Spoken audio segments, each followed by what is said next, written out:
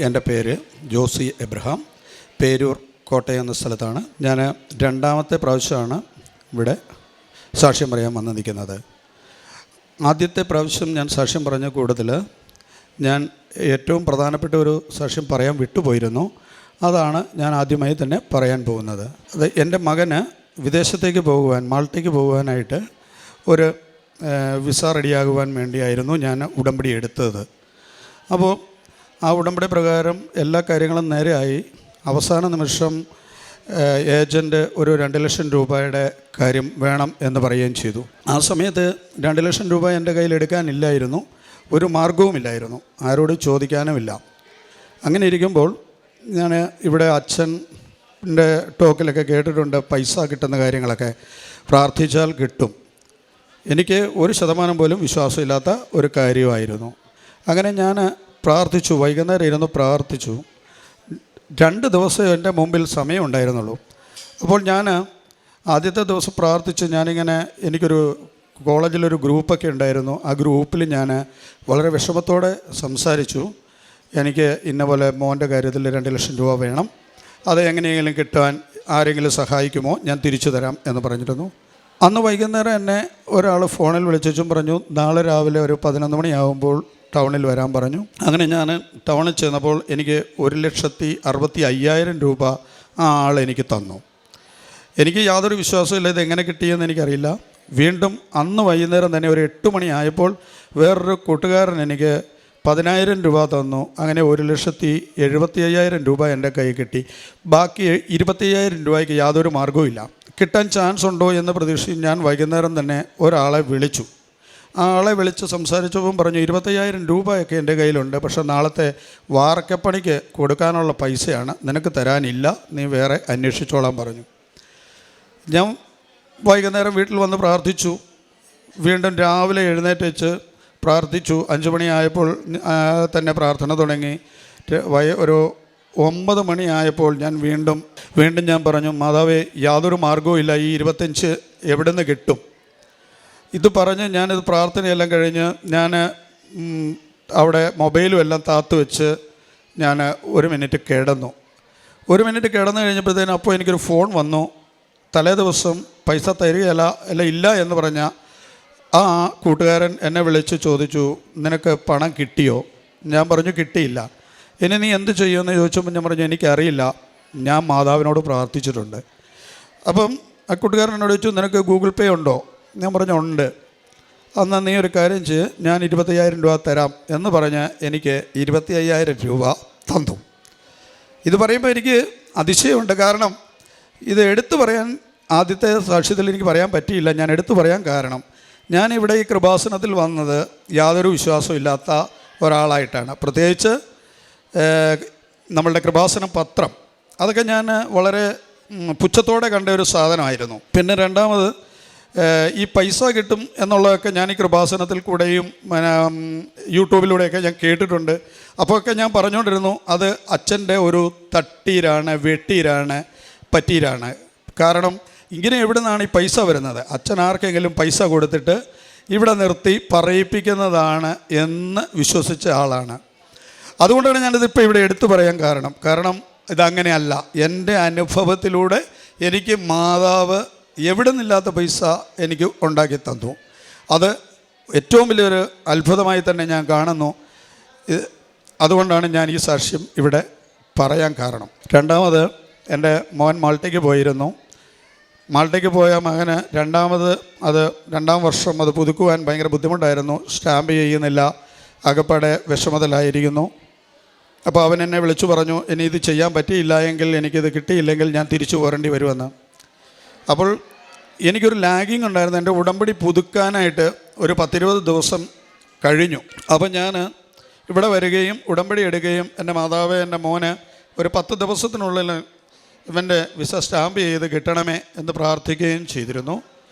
അതിനുശേഷം ഞാൻ ഇവിടെ നിന്ന് പോയി 7ാമത്തെ ദിവസം തന്നെ അവൻ്റെ വിസ പ്രോസസ്സ് നടന്നു. 10ാമത്തെ ദിവസം അവൻ്റെ സ്റ്റാമ്പ് ചെയ്ത് അവൻ്റെ എല്ലാ പേപ്പറുകളും ക്ലിയറായി കിട്ടുകയും ചെയ്തിരുന്നു. ഇനി 3ാമത് എൻ്റെ മകളുടെ കാര്യമായിരുന്നു. മകൾക്കൊരു ചെറിയ വയറിൽ വേദന ഉണ്ടായിരുന്നു. അപ്പോൾ അവിടെ ഹോസ്പിറ്റലിൽ കാണിച്ചപ്പോൾ അപ്പൻഡിക്സ് ആയിരിക്കും എന്ന് പറഞ്ഞു. അപ്പോൾ ഞാൻ തിരിച്ചിങ്ങോട്ട് പോരാൻ പറഞ്ഞു. അവളവിടെ പഠിച്ചുകൊണ്ടിരിക്കുകയായിരുന്നു. അവിടെ നിന്ന് ഇവിടെ വന്ന് ഹോസ്പിറ്റലിൽ കയറ്റി. ഹോസ്പിറ്റലിൽ കാണിച്ചു കഴിഞ്ഞപ്പോൾ ഡോക്ടർ ചെക്ക് ചെയ്തിട്ട് പറഞ്ഞു അപ്പൻഡിക്സ് തന്നെ ആയിരിക്കും, നമുക്ക് സ്കാൻ ചെയ്യാം. സ്കാൻ ചെയ്തതിന് ശേഷം നമുക്ക് ചെയ്യാം, ഭക്ഷണമൊന്നും കൊടുക്കണ്ടെന്ന് പറഞ്ഞു.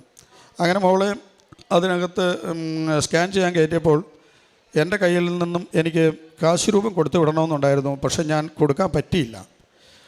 ഞാനത് കൊടുക്കാൻ പറ്റിയില്ലോ എന്ന് സങ്കടപ്പെട്ടുകൊണ്ടിരിക്കുമ്പോൾ കുറച്ച് കഴിഞ്ഞപ്പോൾ മോൾ ഇറങ്ങി വന്നു. വെള്ളം കുടിക്കണം എന്നും പറഞ്ഞുകൊണ്ട് അങ്ങനെ വെള്ളം കുടിക്കാൻ കൊണ്ടുപോയപ്പോൾ ഞാൻ ഈ കാശ് രൂപം ഊരി കയ്യിൽ കൊടുത്തു. കാശ് രൂപം ഊരി കൈ കൊടുത്ത് സ്കാനിങ് കഴിഞ്ഞ് ഞാൻ അവിടെ ഒരു പള്ളിക്കൊരു ചാപ്പലുണ്ട് ഹോസ്പിറ്റലിന്.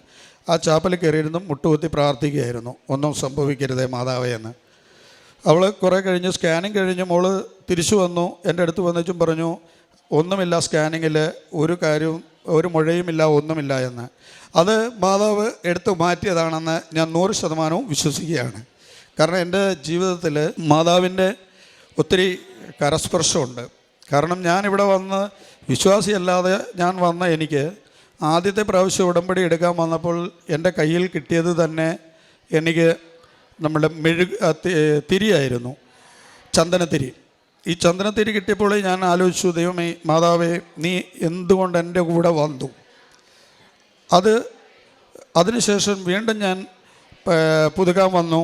ആ പുതുക്കാൻ വന്നപ്പോൾ ഞാൻ ഈ കൃപാസനത്തിൽ നിന്നുകൊണ്ട് ഞാൻ അവിടെ അച്ഛൻ്റെ ടോക്കൊന്നും ഞാൻ ശ്രദ്ധിച്ചില്ല. ഞാൻ ആകെ പ്രാർത്ഥിച്ചത് മാതാവ് പ്രത്യക്ഷപ്പെട്ട മണ്ണല്ലേ, ഈ മണ്ണിൽ നിന്നും പ്രാർത്ഥിക്കുന്ന എനിക്ക് മാതാവിൻ്റെ എന്തെങ്കിലും ഒരു സാന്നിധ്യം എനിക്ക് തരണമേ, മാതാവേ എൻ്റെ കൂട്ടത്തിൽ ഒരു സാക്ഷിയായി എന്തെങ്കിലും ഒന്ന് തരണമേ ഇവിടുന്ന് പോകുമ്പോൾ ഇപ്രാവശ്യം എന്ന് പറഞ്ഞ് ഞാൻ പ്രാർത്ഥിക്കുകയായിരുന്നു. അവിടെ വന്ന് ഞാൻ പ്രാർത്ഥന കഴിഞ്ഞ് തിരിച്ചിവിടെ വന്നു. ഇവിടെ മാതാവിൻ്റെ രൂപത്തിന് അവിടെ വന്നപ്പോൾ ഏറ്റവും പുറകിലായിട്ടായിരുന്നു ഞാൻ നിന്നിരുന്നത്.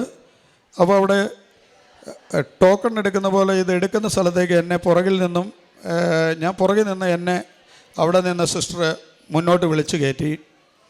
ആ സിസ്റ്റർ മുന്നോട്ട് വിളിച്ച് കയറ്റിയിട്ട് എനിക്ക് ആദ്യം ടോക്കൺ എടുക്കാൻ തന്നു. എനിക്ക് ആ ടോക്കൺ എടുക്കാൻ കിട്ടിയ ഞാൻ ആ ടോക്കൺ എടുത്തപ്പോൾ എന്താ പറയുക, എനിക്ക് വിശ്വസിക്കാൻ പറ്റാത്ത രീതിയിൽ മാതാവിനെ തന്നെ എൻ്റെ കയ്യിൽ ഏൽപ്പിച്ചു. അങ്ങനെ ഞാൻ മാതാവിനെ വഹിക്കേണ്ടി വന്നു. അതാണ് എൻ്റെ രണ്ടാമത്തെ ഏറ്റവും വലിയൊരു അത്ഭുതമായിരുന്നത്. കാരണം മാതാവിനെ ഒന്നും കൈപിടിക്കാൻ യോഗ്യത എനിക്കില്ല. അത് കഴിഞ്ഞ് വീണ്ടും അടുത്ത പ്രാവശ്യം പുതുക്കാൻ വന്നപ്പോൾ എനിക്ക് വീണ്ടും എനിക്ക് ഇതുപോലെ തന്നെ കയ്യിൽ കിട്ടിയത് വിളക്കായിരുന്നു. ആ നിലവിളക്ക് എടുത്തുകൊണ്ടാണ് ഞാൻ പോയത്. അതും കഴിഞ്ഞ് അതിനടുത്ത പ്രാവശ്യം വീണ്ടും വന്നു. അങ്ങനെ അവസാനത്തെ പ്രാവശ്യം വന്ന് നാലാമത്തെ പ്രാവശ്യം വന്ന് ഞാൻ എടുത്തപ്പോൾ അവിടെ സിസ്റ്റർ ഒരു കുട നിവർത്തി പിടിച്ചുകൊണ്ട് നിൽക്കുക. കുറേ നേരം സിസ്റ്റർ അത് അവിടെ നിന്ന് അവിടെ വട്ടം നോക്കിയതിന് ശേഷം എൻ്റെ കയ്യിൽ തന്നിട്ട് പറഞ്ഞു ഇത് പിടിച്ചോളാൻ പറഞ്ഞു. അങ്ങനെ ഇവിടെ ഇരിക്കുന്ന എല്ലാം എൻ്റെ കയ്യിൽ മാതാവ് ഏൽപ്പിച്ചു. അത്രയും വലിയ ഭാഗ്യവാനായി ഞാനിവിടെ മാറപ്പെട്ടു. വീണ്ടും ഞാൻ ഈ പ്രാവശ്യം 5ാമത് ഉടമ്പടി എടുത്തു. പിന്നെയും എൻ്റെ കയ്യിൽ ചന്ദനത്തിരി വന്നു ചേർന്നു. കാരണം ഞാൻ ഒരാണെ മാത്രമേ ഉണ്ടായിരുന്നുള്ളൂ അവിടെ ആ സമയത്ത് അവിടെ നിൽക്കുവാനായിട്ട്. ബാക്കിയെല്ലാം പെണ്ണുങ്ങളായിരുന്നു. അപ്പോൾ എന്നോട് പറഞ്ഞു ഒരാളെ ഉള്ളൂ, ഇത് എടുത്തോളാൻ പറഞ്ഞ് ടോക്കൺ തന്നു, ചന്ദനത്തിരി കെട്ടി. അങ്ങനെ മാതാവ് എൻ്റെ കൂട്ടത്തിൽ ഇപ്പോൾ ഏതു സമയമുണ്ട് ഞാൻ പ്രാർത്ഥിക്കുന്ന ഏത് കാര്യങ്ങളും എനിക്ക് നടക്കുന്നുണ്ട്.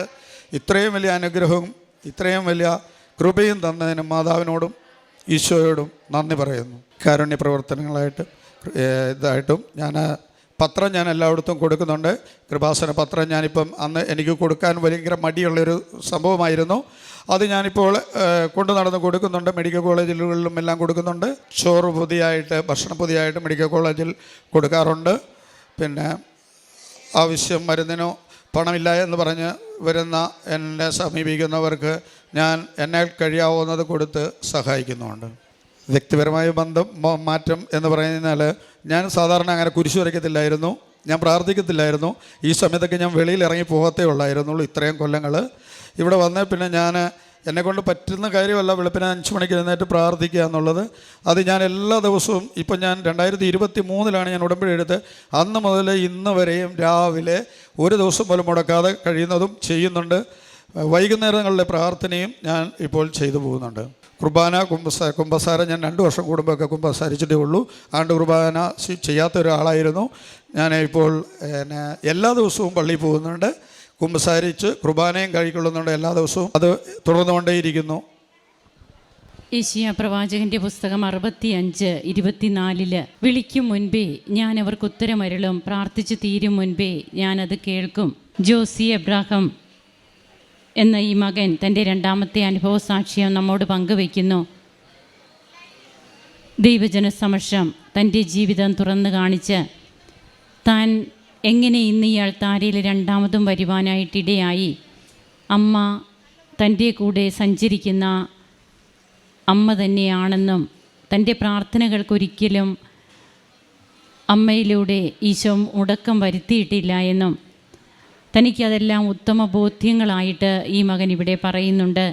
തൻ്റെ മകൻ്റെ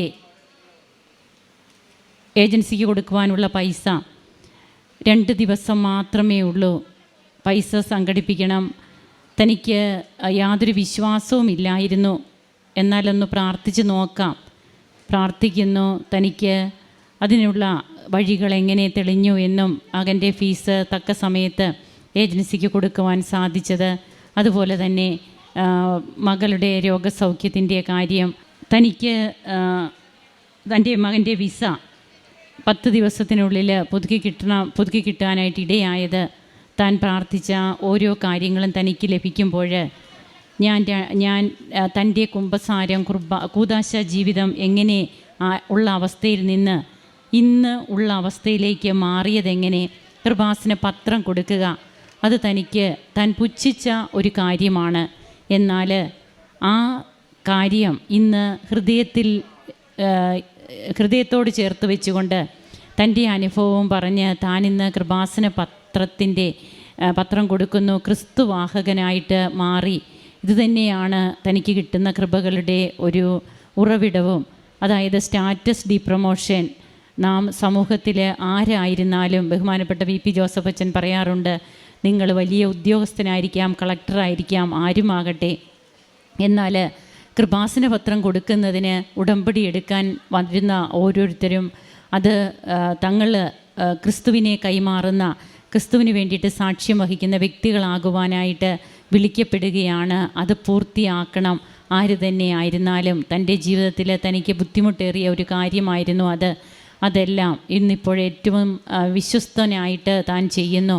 അങ്ങനെ വിശ്വസ്തരായ വ്യക്തികൾക്ക് നൽകുന്ന കിരീടം നൽകപ്പെട്ട് ഇന്ന് സാക്ഷ്യം പറയുകയാണ്, ദൈവത്തെ മഹത്വപ്പെടുത്തുകയാണ്. നമുക്കും കരങ്ങളടിച്ച് ദൈവത്തെ ആരാധിക്കാം, മഹത്വപ്പെടുത്താം. അത്യപൂർവ ദൈവാനുഭവങ്ങൾ ഇനി നിങ്ങൾക്കും സ്വന്തം.